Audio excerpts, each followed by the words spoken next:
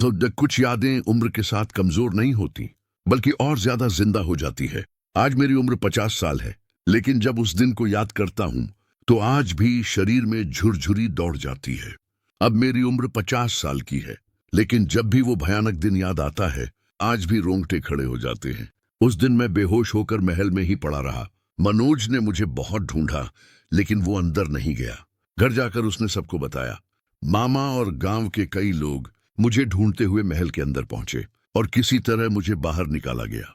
ये घटना तब की थी जब मैं सिर्फ 7 साल का था। 2 साल बाद मैं फिर नानी के घर आया। अब मैं 9 साल का था। महल फिर मुझे खींच रहा था, लेकिन इस बार सब सतर्क थे।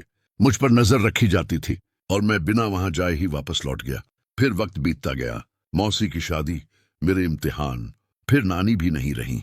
गांव जाना कम हो गया। 12 साल बाद अब मैं 21 साल का हो चुका था।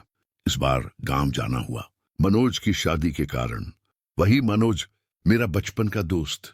गांव वैसा ही था, बिजली नहीं, मिट्टी के घर और वही पुराना कुआं जिसका पानी आज भी मीठा था।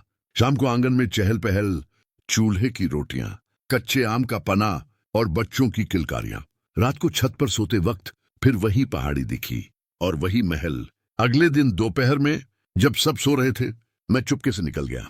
लू चल रही थी, धूल भरी हवा थी। मैं फिर महल के अंदर था। तभी चूड़ियों की खनक सुनाई दी। वो वहीं थी, लंगा चोली में अम्बलतास के फूलों से कुछ बनाती हुई। उसका नाम था निपुणिका। हम रोज मिलने लगे।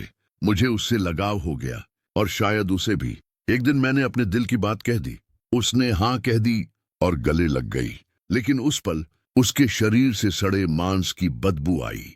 मैं डर गया, पर अनदेखा कर दिया। मेरे जाने से पहले उसने रोते हुए कहा, मुझे छोड़कर मत जाओ। मैंने कहा, मैं रात में मिलने आऊंगा। उस रात मनोज मेरे साथ गया।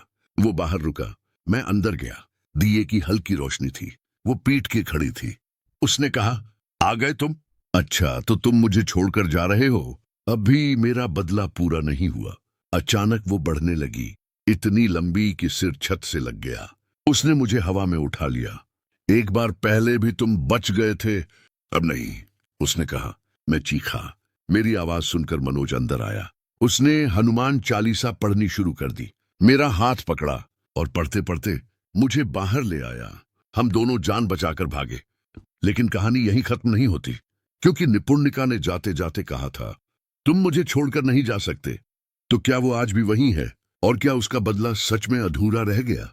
हाँ, अगर आपको यह कहानी रियल लगी तो वीडियो को लाइक करें, चैनल को सब्सक्राइब करें और कमेंट में लिखें पार्ट 3, क्योंकि अगले भाग में मैं बताऊंगा निपुणिका की असली सच्चाई और वो रहस्य जो आज तक किसी ने नहीं सुना।